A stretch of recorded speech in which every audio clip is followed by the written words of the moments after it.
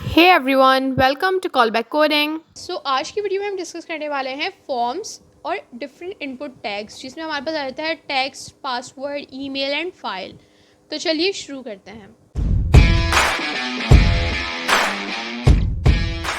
तो सबसे पहले हम ये देख लेते हैं कि हमारे पास फॉर्म्स किस टाइप के होते हैं और वो कहाँ यूज़ होते हैं। बेसिकली हमारे पास डिफरेंट टाइप के फॉर्म्स होते हैं, जैसे हमारे पास ये रजिस्ट्रेशन फॉर्म है, इसी तरीके से हमारे पास साइन अप फॉर्म होता है, लॉग इन फॉर्म होता है।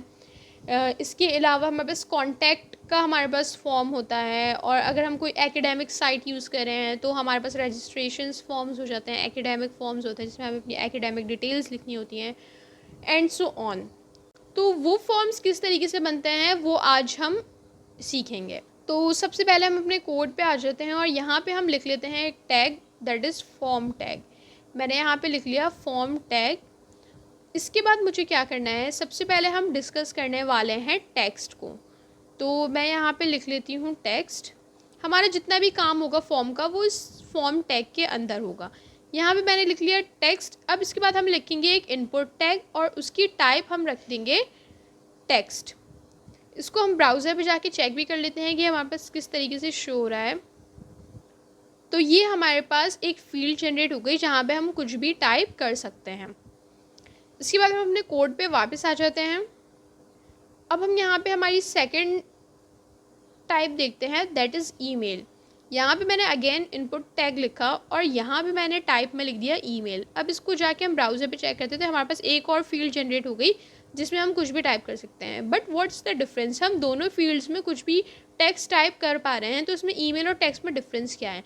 यहाँ पे मैं जल्दी से एक और इनपुट टैग लिख लेती हूँ जिसकी टाइप में रख देती हूँ सबमिट। अब जब हम इसको ईमेल लिख के इसको सबमिट करेंगे तो ये हमारे पास एक वार्निंग शो करेगा कि हमने अपना ईमेल सही नहीं लिखा है। ये एक छोटी सी वैलिडेशन होती है जो HTML हमें खुद प्रोवाइड करता है। वैसे तो हम अपने फॉर्म की वैलिडेशंस जो है वो जावास्क्रिप्ट के थ्रू अप्लाई करते हैं, लेकिन ये छोटी छोटी वैलिडेशंस जो HTML भी हमें खुद प्रोवाइड कर रहा होता है। तो ये डिफरेंस होता है हमारे पास टेक्स्ट में और ईमेल में।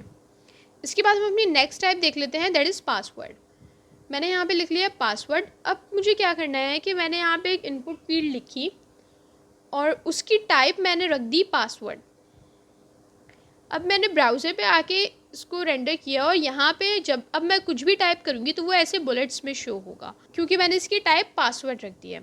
Okay, so next and last type हम जो डिस्कस करने वाले हैं वो है फ़ाइल। अगर हमें कोई भी फ़ाइल अपलोड करनी है तो हम यहाँ पे इनपुट टैग लिखेंगे और उसकी टाइप में हम लिख देंगे फ़ाइल। अब जब हम ब्राउज़र पे आके देखेंगे तो यहाँ पे हमारे पास लिखा हुआ आ रहा है चूज़ फाइल। यहाँ से हम अपनी फ़ाइल सेलेक्ट कर सकते हैं और उसको यहाँ अपलोड भी कर सकते हैं। इसके आगे क्या फंक्शनैलिटी होगी इस फाइल पे वो हम जावास्क्रिप्ट के थ्रू डील करेंगे, लेकिन हम फ़िलहाल इस टैग के थ्रू अपनी फ़ाइल को सिलेक्ट करके यहाँ पे अपलोड कर सकते हैं।